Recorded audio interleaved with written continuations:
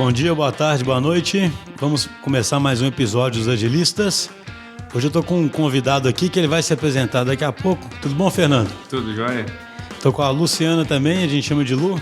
É responsável aqui pela nossa conta com o Pardini. Tudo jóia, Lu? Tudo ótimo.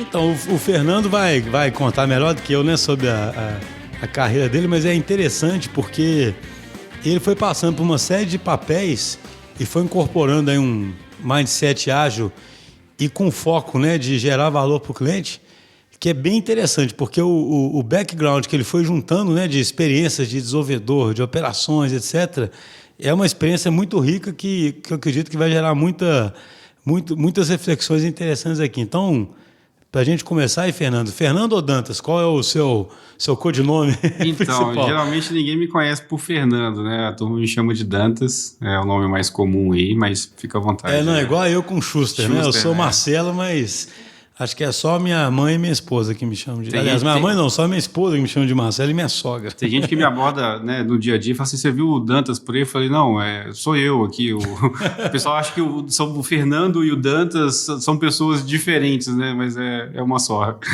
Então, conta um pouquinho sobre sua trajetória aí para a gente poder chegar nessa questão de onde é que o agilismo entrou, né? Essa questão de foco no cliente também. Tá bom, legal. Bom, obrigado aí pelo convite primeiramente. Eu venho de acho que cada carreira ela é muito particular, né? Cada um passa por histórias aí, e isso acaba compondo o que você é hoje. Então eu tive uma longa trajetória há uns anos atrás como dev, quase 10 anos no dev, lá no surgimento do agilismo, muito focado no dev. Depois eu tive uma longa temporada aí de quase mais 10 anos focado no Ops, né, digamos assim. E hoje em dia essas coisas todas se misturaram muito, né? DevOps e o mindset ágil. E nesse tempo todo de carreira, sempre muito também ligado ao relacionamento com o cliente. Então, hoje eu enxergo uma mutação muito feliz aí do mindset ágil, porque o objetivo não é entregar o ágil em si, né? Entregar algo que agregue valor, mas muito atrelado ao cliente. Então, acho que quando você mistura tudo isso, né? O mindset ágil, a transformação digital e também a experiência do cliente, quando você consegue entender o que está por trás da essência de cada um desses, a gente consegue, de fato, atingir o objetivo final, que é entregar um valor que faz sentido para o nosso cliente. Então, a minha carreira veio sempre ao longo desses três pilares, né? Muito tempo com dev, muito tempo com ops, muito tempo ligado a relacionamento e experiência do cliente. Eu acho que hoje isso tudo se mistura numa coisa só e é muito legal ver como é que essas coisas se conectam. Mas é interessante isso, hein, de você ter sido dev e sido ops, né? Porque... Em momentos separados, né? Porque assim, uma vez eu li aquele livro The Phoenix Project, né? Que é um livro, eu achei muito interessante, que é um livro da perspectiva de ops. Isso. E aí eu, como sempre desenvolvido durante muitos anos, eu era exatamente o tipo do cara que o cara falava no livro, né? Assim, achava que o ops só botava dificuldade, né? E etc. E o livro faz você ter empatia, né? Você realmente conseguiu viver na prática, né? Então, total, né? Quando você muda de papel, né? Quando você muda de lado da mesa, você vê, porque é sempre aquele eterno conflito, né? Uma área de interseção. Se você tem uma situação específica onde um sistema, por exemplo, está lento, e aí você já tem aquela fagulha, né? Não é o sistema que está lento, não é a infra que está lento. Quando as pessoas começam a entender que as coisas têm que ser uma só, e que no final das contas não importa onde esteja, mas quem acaba sendo impactado é o cliente final, é interessante, porque você só vê os dois lados quando você realmente calça ali o sapato, né? Isso é uma coisa que sempre aconteceu. Então hoje muita gente conversa comigo, fala, não, você já foi de infra, você sabe que isso pode ser esse motivo, pode ser aquele motivo, mas eu também sou aplicação, então eu sei que a coisa pode estar em qualquer lugar. E a gente tem muita barreira, né? A questão do silo, esse aqui não é o meu problema, esse problema é seu. Então a gente vê que tudo isso se mistura muito bem quando você tem ali o propósito, por que você está ali, você sabe de fato que não tem que ter essas divisões, elas não fazem mais sentido hoje, né? E como é que foi essa transição sua de dev para ops? Foi algo planejado ou foi oportunidades que foram surgindo? Eu costumo dizer que carreira é um empírico, né? Você pode trazer até o empírico. Ninguém consegue traçar um plano de carreira, que eu acho que também é um pouco utopia ali, né? Daqui 15 anos eu estarei em tal posição. Você nem sabe. Agilista é meio estranho isso aí. Né? É muito estranho. Então, quando você olha a sua carreira até por esse lado, não tem como você desenhar mais que 2, 3 passos ali numa estratégia. E a minha carreira foi muito assim, né? Eu jamais diria que depois de 15, 20 anos na área de TI, eu estaria aqui hoje gravando um podcast sobre agilismo. Não tem como você prever. E foi mesmo questão de oportunidades, né? Acho que todo o tempo, eu lembro uns 15 anos atrás, quando eu desenhei num papel que eu queria percorrer toda a cadeia, todo o ciclo de vida. E eu sou muito orientado à certificação, tenho muita certificação, sempre estudei muito. Eu falei, não, eu sou dev, eu vou tirar a certificação de dev, depois eu vou para a área de... Eu fiz, tá até vergonha de falar isso hoje, né? Eu fiz certificação de RUP, né? Então, a gente já implantou CMMI, né? Toda aquela trajetória, porque era um mundo muito orientado a formalismo, a documentação, né? Ao grau de formalismo alto. E aí eu desenhei isso num papel e no final tinha assim, bom, cheguei aqui, eu teria que ir para uma outra área.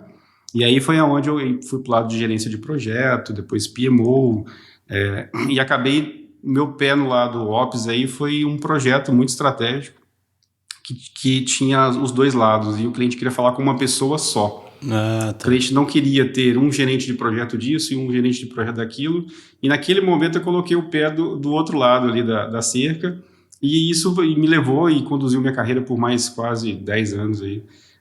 Por isso que eu acabei tendo toda essa transformação. E recentemente agora, né, nos últimos desafios, eu meio que volto às origens e volto para um lado aí de dev, que eu tenho até chamado muito mais de... Eu gosto muito da visão da experiência do cliente, né, a gente fala muito sobre isso, e eu acho muito mais ligado a uma experiência digital. Eu acho que o nosso propósito hoje não é mais entregar sistema. Nosso objetivo é cumprir um papel dentro de um contexto maior, que é entregar uma experiência digital. Né? A experiência ela vai passando por diversos meios analógicos e digitais, e eu acho que a TI hoje, o futuro da TI está muito em entender que a gente entrega um pedacinho, ou às vezes, dependendo da empresa, quase toda a experiência. Né? Quando você pega o mundo digital, tem empresas que a experiência é quase toda é digital, e que a nossa missão está muito mais vinculada a isso, a entregar uma experiência e não entregar um sistema ou só entregar um app. Isso tudo faz parte de algo maior. Então, e é isso aí que tem trazido o agilismo para essa relevância toda, né? Exato. Eu sempre brinco, né? Tem uma palestra que eu faço de Business Agility, né? Aí eu fico brincando, né? Que nós estamos vivendo a vingança dos nerds agora. Né? Ótimo, essa é ótima. Você imagina, uma coisa que surgiu no Manifesto Ágil e como uma forma de fazer software, hoje esse imperativo de se adaptar e de fazer evolutivo, ele virou do negócio, né? Sim. E aí, quando se fala em experiência, como isso muda, o cliente está exigente, né? Exato. Você tem uma certificação de CX. Nessa área também de CX, né? Que essa é uma certificação rara, né? Interessantíssima, né? Ela é pouco conhecida aqui, né? Acho que quando eu fiz, eu acho que foi o 5º do país que tinha certificação, o CCXP.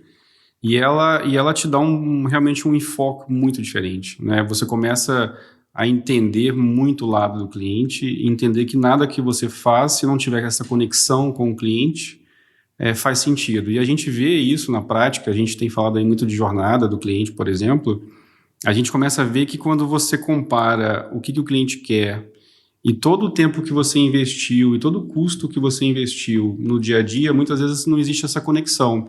Então é como se você estivesse investindo tempo e dinheiro em coisas que não fazem sentido para a pessoa que mais importa, que é o cliente. E aí por isso que eu acho que essas coisas se misturam, né? Porque o mindset ágil te permite fazer entregas ali contínuas. O digital é uma forma de pensar também, mas se você for ágil e digital com algo que não faz sentido para o cliente, no fim das contas você não agregou o valor. Que é um problema sério muitas vezes, né? Tem empresas que fazem uns labs aí para brincar de ser ágil e tal e não faz coisa. Só queria fazer uma pergunta para a Lu. Você observa isso, né, Lu? A gente que já está há anos trabalhando, você conseguiu ver essa mudança de mindset aí, né?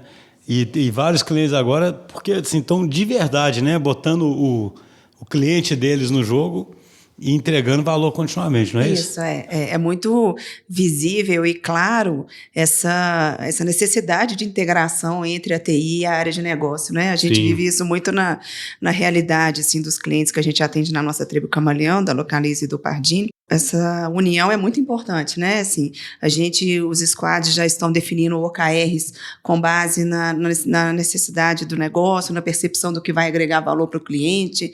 A gente definitivamente não entrega mais um software, né? A gente entrega uma experiência ou aquilo que vai efetivamente gerar valor, né? E que vai gerar um resultado também para a empresa, né? O resultado financeiro, o resultado de conquista de novos clientes, o que tiver sendo almejado naquele período, né? E é uma coisa muito interessante também da questão do agilismo, é a oportunidade que a gente tem de reagir rapidamente, né? Assim, o cliente, ele também muda de opinião muito rapidamente, né? Assim, hoje ele tem uma necessidade, se a gente for procurá-lo daqui a algumas semanas, a necessidade dele já pode ser uma coisa diferente, então a sorte que a gente tem é essa oportunidade de agir rapidamente, né? Assim, de já pensar numa solução melhor, alguma coisa que... Então, isso me remete para uma coisa que eu estava conversando com o Dantas antes, né? Eu sempre falo isso em vários podcasts, né? A gente tem que enxergar o mundo de uma forma diferente, né? Sim. Na verdade, assim, para mim, essa forma de enxergar que o cliente reage e que a gente tem que trabalhar com hipótese, que a gente não sabe exatamente o que vai acontecer, traz à tona aquela questão de complexidade, né? Isso. Complicado versus complexo versus óbvio, né? O cai-neve, né? Isso. Fala um pouquinho sobre isso aí, porque acho que é um tema, assim, eu tenho para mim, eu já falei isso em vários podcasts, que no fundo tem um problema sério, que as pessoas não acreditam verdadeiramente que existem problemas complexos, entendeu? Elas ainda acham que dá para você ir com a mente analítica e resolver o problema antes, entendeu? E a gente comete um erro de tentar resolver todo o problema com a mesma solução, né? E aí o framework, né, o Canef, ele traz isso de mostrar que existem problemas distintos e para cada tipo de problema uma abordagem diferente. Então, quando ele cria lá do lado direito o problema, o óbvio e o complicado, ele diz que para aquele conjunto de problemas que se encaixam no óbvio e complicado, você tem uma abordagem. Mas muitos problemas hoje não são tão simples, né? Nem óbvio, nem complicado. Ele é complexo, ele é caótico. Então, se você tenta, por exemplo, redesenvolver um sistema que está pronto, às vezes é um refresh tecnológico, você não tem o dinamismo de um projeto novo. Você, para redesenvolver uma coisa que está pronta, você já sabe o que você vai fazer. É um problema, às vezes, óbvio, talvez um pouco complicado, mas você pode seguir uma abordagem, uma metodologia, até o famoso cascata, né, que hoje é tão condenado, mas ele ainda tem o seu propósito em algum contexto. Agora, quando você pega algo que você não sabe o caminho do ponto A para chegar no ponto B, que é o que ele chama de complexo e o caótico ali, esse é o momento onde o mindset ágil faz todo sentido. Porque você vai construir alguma coisa pela primeira vez e não tem um curso, não tem uma rota clara. Você vai conquistando ali. Quando a gente fala de interativo, incremental, são palavras que a gente escuta muito, mas o sentido delas é bem interessante, né? O processo interativo está te dizendo que você vai fazer entregas que não estão perfeitas, né? E é melhor você ter, às vezes, uma imperfeição rápida, tem um pensamento que fala disso, né? É melhor você ter a imperfeição rápida do que ter uma perfeição tardia, por exemplo. Então você vai entregando e você vê como é que aquilo se comporta no seu habitat natural, e aí você vai tomando decisões, e o que era prioridade já passa a não ser mais, e você vai adaptando. Então, para cada tipo de desafio, existem soluções diferentes. A gente não pode atacar todo, né? É como se a gente estivesse tentando atacar todo tipo de incêndio com água. Nem todo incêndio você apaga com água. Tem situações, tem contextos que é diferente, né? Então, mas aí vem a grande questão, eu acredito, que é assim, como é que faz, assim, as empresas tradicionais, elas se organizaram, isso deu muito certo, para ter uma estrutura de eficiência, meio que para funcionar ali ou no quadrante do óbvio ou do complicado, né? O complicado, ele requer senioridade, requer mente analítica, mas ele é algo que você consegue resolver a priori, né? Com uma boa prática, né? E no complexo é uma prática emergente. Mas por que eu estou falando isso? Qual que é a sua experiência, né, no caso, no Pardini, em começar a levar a empresa para esse lado? Ou seja, primeiro, fazer ela se orientar para o cliente. Segundo, fazer com que a empresa tope ficar um pouco menos eficiente para poder achar o caminho, né? Porque, sabe, você tem que ser menos eficiente, porque você vai fazer experimentação, vai ter eventuais retrabalhos, né? Mas aquilo é que vai te fazer ser mais efetivo no final das contas. É, né? verdade. É uma eficiência, né, que você paga, né? Só que pelo jeito que o compras e que todo mundo analisa uma empresa tradicional, como assim vai refazer aquilo ou vai mudar aquilo? Eu aprendi, né? Mas como assim aprendeu? Né? Como é que você enxerga isso? Hein? Porque eu acho que é um desafio, talvez o maior desafio que você tem hoje, não? É um dilema, né? Toda empresa tradicional, toda empresa que tem uma longa trajetória, ela se construiu em cima de princípios e o tempo vai mudando, né? Quando você para pensar, esse é o dilema da previsibilidade com ali um pouco até da inovação, às vezes. E como é que eu vou conseguir definir de uma forma tão antecipada um processo inovador que eu ainda vou construir? Então, eu vejo muito o papel da liderança, né? Acho que de todos os níveis, da média liderança e da alta liderança. Às vezes a gente faz um pouco de proxy, né? Você sabe que aqui você vai construir algo seguindo um mundo complexo ali e caótico, mas você tem que dar respostas no outro lado do espectro, que é o óbvio. Quanto que eu vou gastar para fazer isso? Eu nem sei o que eu vou fazer. Né? Então, a gente vive muito assim, um processo de, acho que qualquer mudança, ela gera esses momentos onde você está sempre fazendo ali um né? um proxy no meio do caminho. Você está operando de um jeito, mas às vezes você tem que pensar no mindset antigo para responder essas perguntas. Você veste mais de um chapéu ali, né? Isso. Você tenta realmente alimentar ali a informação que o outro lado precisa, né? Exato. Ou tenta realmente ter um orçamento fechado e do lado de cá você acaba que trabalha um pouco mais relaxado, procurando aquilo. Então você tenta pegar o melhor dos dois mundos e acho que gradualmente essas forças elas vão se equilibrando, né? Até chegar a um ponto mais onde aquelas perguntas que eram muito feitas já não fazem mais sentido e as pessoas começam a entender.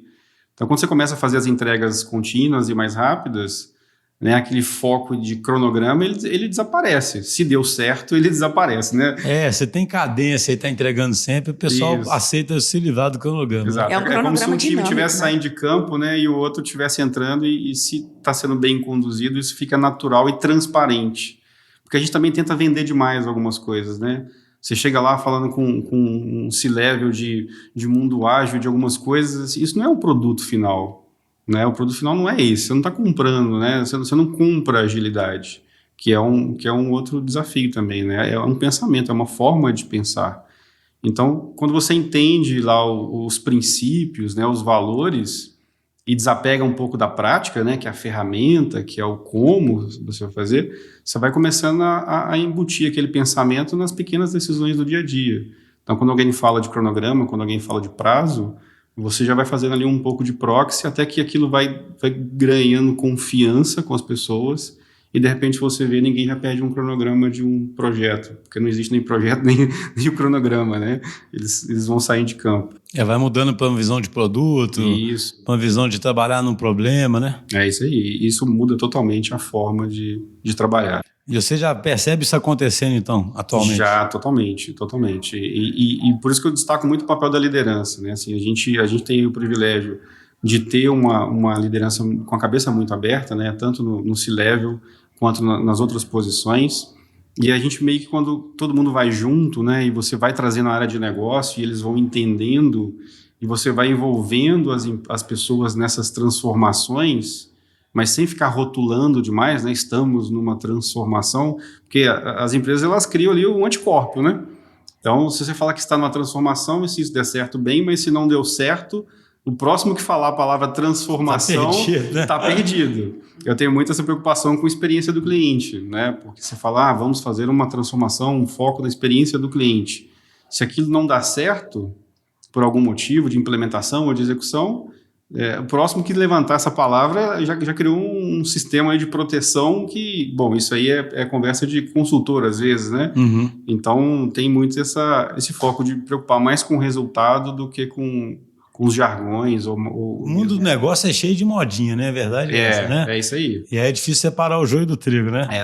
E o pessoal às vezes tá gato escaldado, né? O cara fala, lá vem mais uma modinha aqui, né? E a gente tem uma responsabilidade grande. Então, mas aí pensando, eu sempre gosto de pensar nos céticos que nos ouvem, né? Porque eu sou representante dos céticos, né? Eu fico brincando que eu sou um cara bem cético, então eu consigo... Dos nerds, dos céticos dos desamparados. Tem uma empatia grande, né? O que você responderia para um cético que te fala assim, cara, mas experiência do cliente nada mais é do que sempre foi, o cliente é rei. Por que esse papo agora, entendeu? Entendi. O que você falaria, né? Entende? Tem muito... Porque eu acho que esse tipo porque, assim, por exemplo, sobre o ágil eu falo muito isso, né? Ou seja, existem evidências muito concretas de que a nova organização vai, no mínimo, ser um híbrido de estrutura mais orgânica com uma mais mecanicista para lidar com aquilo, né? Aham. No mínimo um híbrido, né? Porque, assim, é igual, por exemplo, um Pardini, né? Uhum. Certamente vai ter algo ali, talvez, bem taylorista, digamos assim, Sim. na produção mesmo, né? Dos exames e etc., com foco total em eficiência, Aham. que é um core ali, né? Um diferencial importante, né? Mas certamente tem que ter outras partes mais orgânicas para ir se adaptando, né, ao que o cliente precisa. E é difícil encontrar essa evidência, entendeu? Do ponto de vista de CX, né? O que mudou tanto? Por que hoje alguém fala tanto em CX, em experiência? Uhum. E o que isso é tão diferente de falar que o cliente é o rei, né? Que é uma coisa que existe há anos e anos. A gente fala no TechShot, a gente até abordou esse tema, né? O cliente hoje ele tem uma voz que ele nunca teve, né? O exemplo que a gente dá, os casos mais emblemáticos, é de um único cliente mal atendido, ele viraliza e expõe o seu problema para 20 milhões de pessoas online. Então a rede social, ela trouxe uma janela para o mundo que o cliente não tinha. Quando um cliente ele era maltratado, ele reclamava num círculo de amizades, ou ele até podia abrir um processo, mas isso não ia ter o impacto para a marca que teria com as redes sociais hoje. Então hoje o cliente ele tem informação. Não adianta, né, o comercial lá de Doriana, né, de Mundo é Feliz e o meu produto é o melhor, você bota uma campanha na mídia e o cliente com 2 pesquisas na internet, ele sabe que aquele comercial é bonito, mas que o produto por trás daquilo não tem substância, né? Uhum. Então o cliente ele tem informação, ele tem uma voz muito mais ativa no mundo social hoje e por isso que ele ganhou esse enfoque. Foco e experiência no cliente não é nada de novo, isso não tem dúvida. Mas o CX, assim como muita coisa, cai naquela categoria de é fácil de entender, mas é difícil de executar. Né? O agilismo é a mesma coisa. Sim. Você fala assim, não, peraí, deixa eu pegar o manifesto 4.12 lá, quatro valores lá e 12 princípios. Estudar aquilo é simples, entendi, né? Uma horinha lá. Entendi, eu peguei lá o Scrum e eu li lá, são 10 páginas... E eu já entendi. Agora vai viver aquilo na prática, né? Vai implementar a cultura. E o cliente tem muito isso. Quando você junta tudo, né? Que o cliente tem voz, ele tá no mundo, ele tem acesso à informação, e isso cria proporções, basta um único incidente para você destruir uma marca que foi construída há 100 anos. Basta 1, 2. Impressionante isso, né? Isso é impressionante. Então, a força que o cliente tem hoje, ele nunca teve. E por isso que eu acho que o CX, né, quem fala que estamos na era do cliente é o Forrester. Então ele traz isso muito forte, que a gente está na era do cliente por causa dessa soma de fatores todos. Ou seja, é uma diminuição dessa assimetria de informação e de assimetria de poder mesmo, né? Sim. Porque agora o cara tem poder de verdade, Isso, né? Aí. E aí, com poder, a gente vê que... Você sabe que eu não gosto de rede social por um tanto de motivos, sabe? Mas... O cara tão digital não gosta de rede social. Mas eu te entendo. É porque eu acho que a rede social, eu acho que ela faz mal para a saúde, né? Assim, a rede social, ou seja, todo mundo expondo um mundo imaginário ali, né? Sim. Todo mundo pintando uma coisa bonita... E aí tem gente, e o ser humano, assim, o cara tem inveja até sem querer, sabe? Mas eu lembrei disso porque uma coisa que eu acho que é boa da rede social é isso, né? Assim, se por um lado isso tem um problema que às vezes a empresa vira quase refém de um cliente que exagere na dose. Verdade. Por outro lado, as empresas elas estavam acostumadas a ter poder demais, né? Fazer quase o que quisesse, né? E pensar, o que esse cara vai fazer, né? Imagina, uma empresa... que faz um investimento muito grande em marketing, uma campanha mundial, o que é um cliente insatisfeito?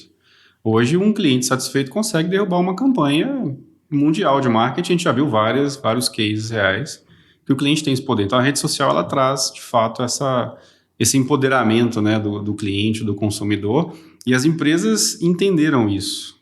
Né, geralmente da pior forma, né? Elas acabam entendendo aí pela dor mesmo. Agora, é curioso isso, né? Porque quando uma empresa entende isso bem e começa a se estruturar verdadeiramente para ser customer-centric, ela aumenta a chance dela se perenizar, né? Entende? Eu falo assim, ela acaba tendo que elevar o nível, né? Porque assim, eu sempre falo escrever sua opinião. Ser customer centric é muito mais do que ter um customer service que responde o cara, né? Porque eu sempre brinco, imagina assim, não adianta você ter um customer service que vai conversar com a mesma empresa que o cliente estava com raiva. Ele vai ser tipo um proxy do cliente, mas vai ficar com raiva da empresa, né? É verdade. Então a empresa tem que se reestruturar, né, em torno do cliente. Cai na categoria do mindset também, da forma de pensar, né? Uma empresa que pensa orientada ao cliente, assim como o agilismo, isso tem que permear todas as decisões. Isso permeia desde um planejamento estratégico. Eu estou fazendo algum investimento que faz sentido para o meu cliente, né, por exemplo. Então, isso toca em toda a empresa, isso transforma toda a empresa. O meu dia a dia, né? Não importa se muitas vezes eu sou um líder que não faz interface com o cliente direto.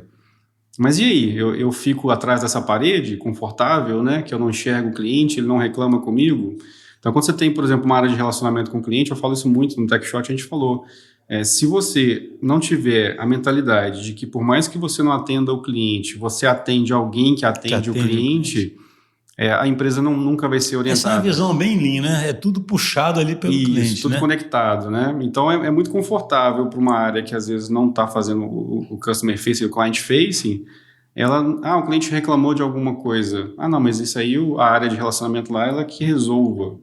Então, isso não é comportamento nem pensamento de uma empresa orientada ao cliente. A empresa inteira ela tem que se redesenhar e pensar, né? E a voz do cliente, eu falo, isso é quase cruel, a voz do cliente está em um único lugar, dentro da cabeça do cliente. Por mais que ele responda uma pesquisa aqui ou ali, se você não conversar com o cliente, se você não entender o que ele pensa, você vai ter sempre essa desconexão de o seu dia a dia, os seus investimentos, tudo que você faz não tem lastro, não tem conexão com o que o cliente precisa. E aí, né, você cria um mundo de fantasia ali, né? Você tem níveis hierárquicos e gerenciais e se você não entender o propósito, não importa onde você está. É a questão do cargo. Só tem 2 cargos. Ou você atende o cliente ou você atende alguém que atende o cliente. Não existe outro curioso, papel. né? A gente mudou de um mundo empurrado, né, para um mundo puxado pelo cliente, né? Porque, né, pensando em linha é muito isso. O mundo era empurrado, né? A empresa decidiu o produto que ela queria botar no mercado, empurrava aquilo ali. Isso aí. E o cara, tipo assim, beleza, é o que eu tenho, né? Agora o cliente é que puxa, né? Aliás, aqui a gente se estrutura totalmente em torno dos clientes, né, Lu? Fala um pouquinho sobre isso. Você que vive isso no dia a dia dentro de uma tribo. Eu gosto sempre de falar isso para os clientes, né? Assim, a gente nunca sossega aqui, mas uma coisa que a gente acredita que faz é dar autonomia e a estrutura em tribos é para isso. Né? Imagina, não tem um departamento aqui que o Dantas pode ligar, porque se o Pardini não estiver atendendo mal, não. É a tribo mesmo ali que, né? É a gente que está no dia a dia, né? A gente tem feito um trabalho bem forte nesse sentido, até dando um exemplo de alguns squads que a gente está em andamento. O Dantas até comentou comigo aqui, agora a gente estava conversando antes, a gente vai fazer uma expansão, né, da nossa primeira entrega, e aí ele está prevendo a ida, né, de uma turma do Pardini para visitar o cliente. Eu já falei com ele que nós vamos juntos, a gente vai estar lá também para acompanhar essa primeira entrega e estar lá do lado da pessoa que está usando, né? A gente já fez isso num primeiro laboratório conveniado e a pessoa que estava lá fazendo a digitação, fazendo o pedido, deu um feedback muito positivo. Ela falou assim, nossa, já ficou muito melhor do que estava. Assim, aí a nossa UX, né, a Luana, saiu de lá toda encantada, assim, feliz com a reação da pessoa que estava digitando, né? É isso que a gente busca fazer aqui dentro da DTI, dentro da nossa tribo, e que a gente tem feito muito fortemente, é de estar presente nas entregas, acompanhar do lado. A gente tem feito um trabalho forte, assim, também em todos os squads, né? A gente tem um da Seminovos,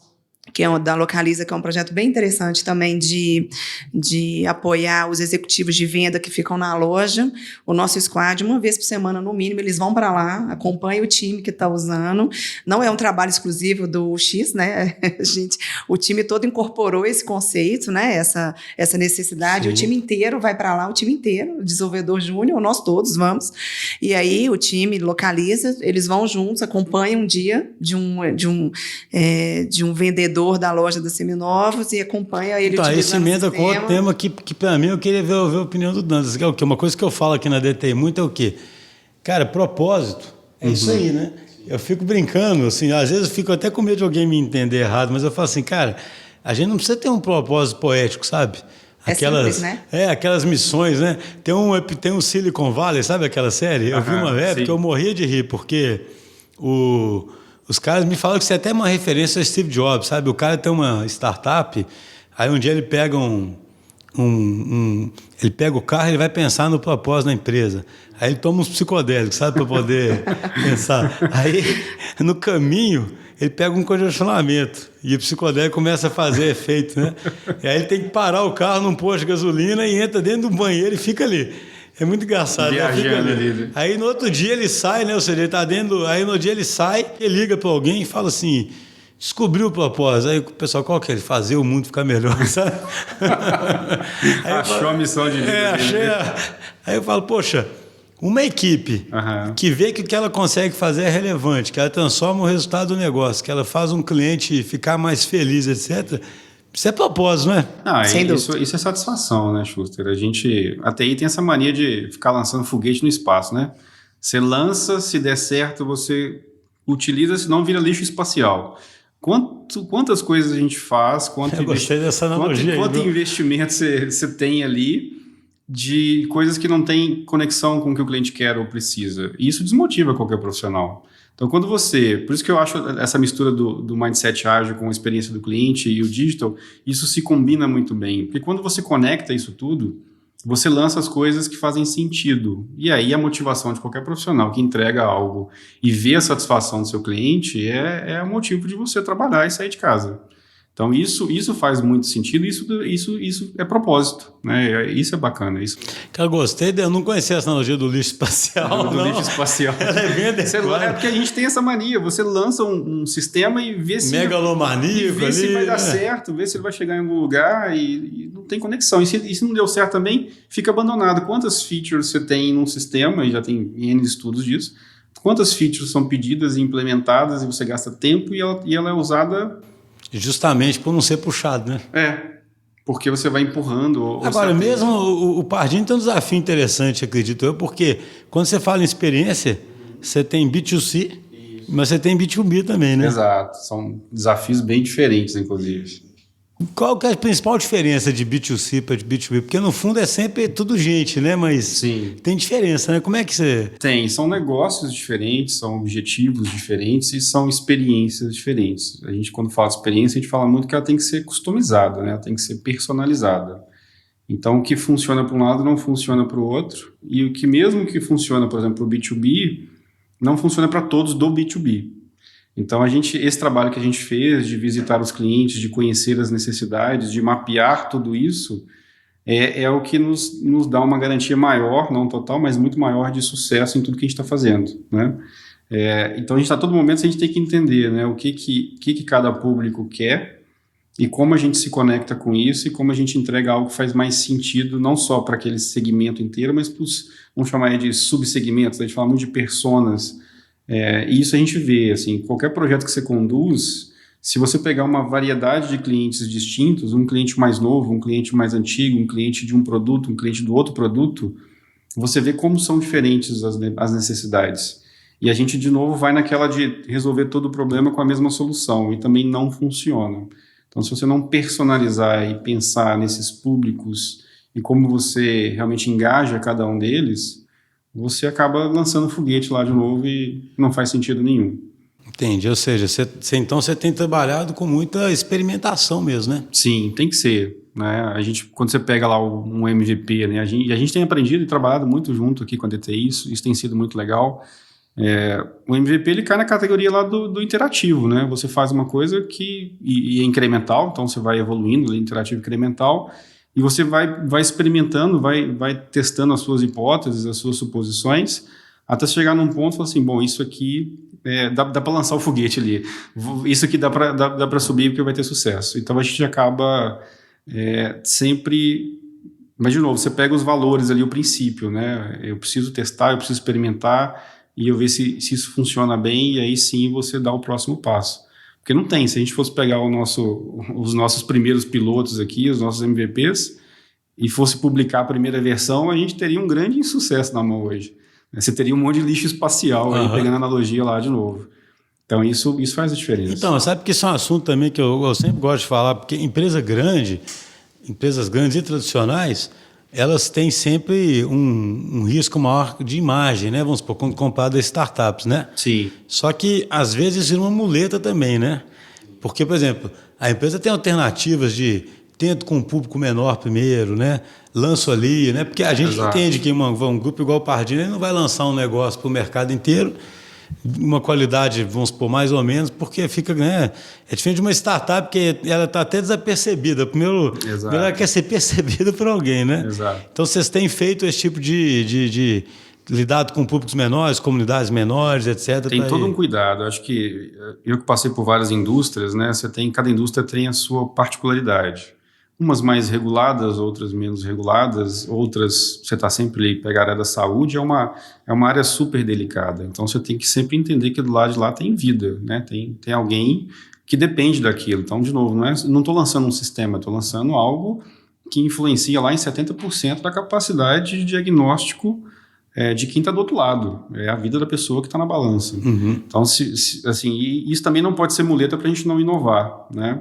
Então, se você chega na equação de que inovar é mudar e mudar é arriscado e você não tem um método, né, para fazer isso, você está sempre andando aí na corda bamba. Então, tudo isso tem que ser muito bem planejado, mas sem aquela utopia de daqui 15 meses eu estarei em tal lugar, porque isso não existe. É um plano muito mais curto prazo, né? E muito mais adaptativo. De ir conquistando, né? Você vai conquistando ali os espaços, você vai caminhando e também celebrando as conquistas, né? A gente tem uma trajetória enorme pela frente ainda, não tem dúvida, né? É um processo, por natureza, empírico ali, né?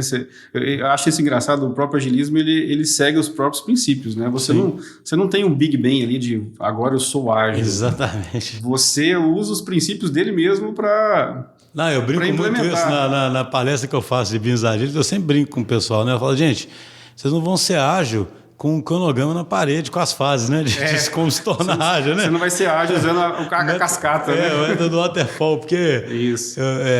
Tem um autor que ele faz uma analogia, eu já falei outras vezes no podcast, mas as coisas boas a gente tem que repetir, né? Que ele fala assim, cara, a mudança, ela não é de um ponto A para um ponto B, claro.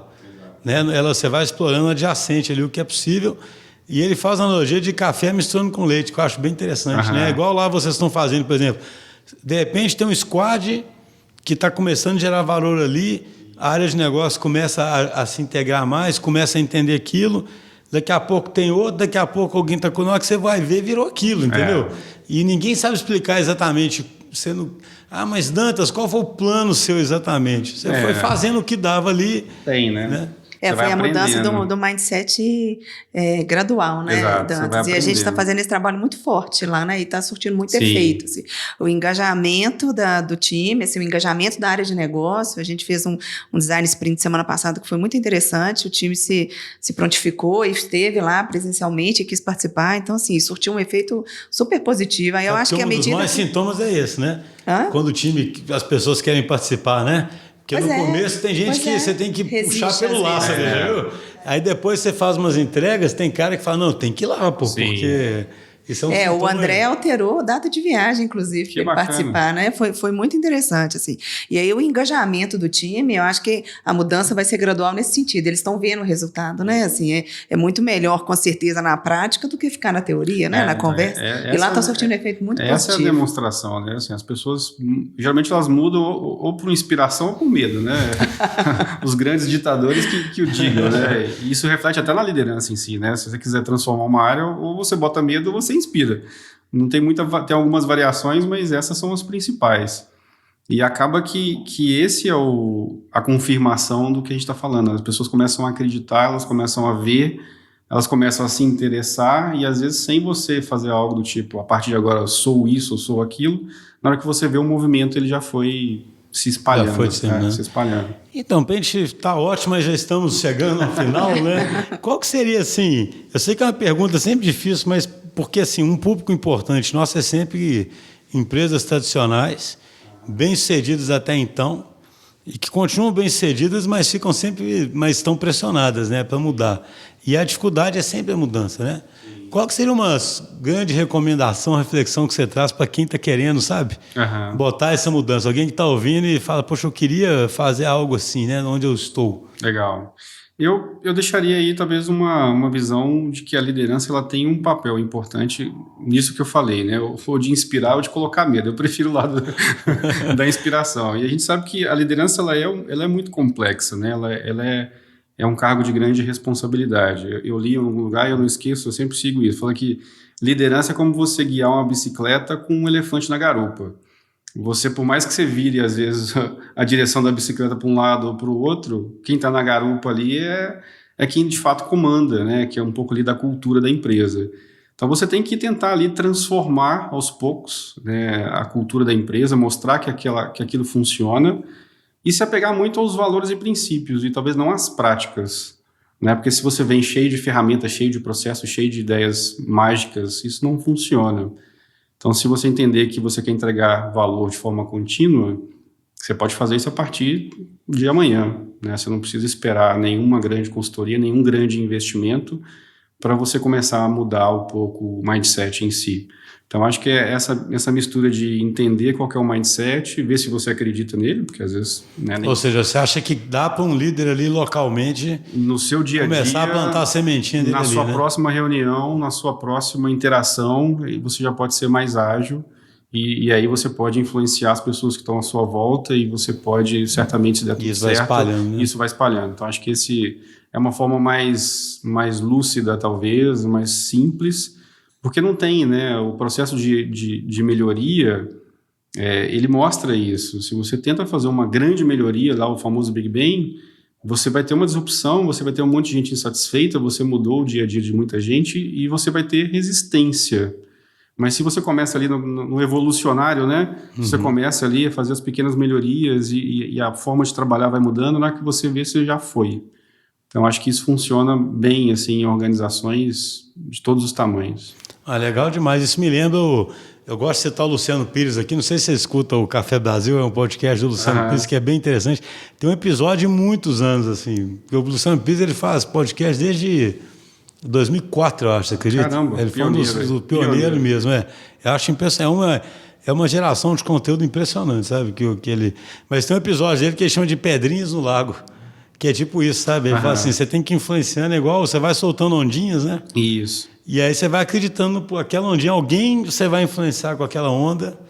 E aquilo vai mudando aos pouquinhos, né? E a gente tem essa mania de esperar, né? Não, isso tem que vir lá do CEO, ele tem que falar que nós somos ágeis agora e tudo se transforma, né? Transformar, isso não existe. Né? Às vezes funciona, pode funcionar em um caso ou outro, mas no dia a dia a gente sabe que mudar a cultura é algo que tem que ser ali coletivo. Eu acredito assim, o apoio de cima vai ser necessário, claro, mas você pode conquistar ele já pela ação, né? Sim. E não pelo tentar convencer o cara primeiro, né? E pelo exemplo, né? De repente ele vê uma coisa acontecendo diferente numa área, aí, né, o exemplo, e aí ele fala, vamos mudar mesmo, né? Do que você achar que vai chegar, vai dar um estalo nele de repente ali, né? Que vai... O medo tem feito alguns estalos acontecerem aí, né? Estrondos, né? Não estalos, né? Tem uns estrondos aí que fazem acontecer. Excelente, Dandro. Muito obrigado aí pela presença. Eu que agradeço aí a oportunidade de trabalhar junto com vocês. Acho que tem muita coisa bacana que a gente está fazendo. Vamos em frente, que nós também está sendo muito prazeroso, né, Lu? Obrigado aí pela presença. Obrigada a vocês. Obrigada, Dantas, pela parceria. Prazer ter aqui conosco. Espero que mais para frente a gente possa estar contando algum case bacana aqui. Legal. Isso mesmo. Vamos fazer um café com case. Vários cases aí. Legal. Obrigado. Pessoal, um abraço. Obrigada.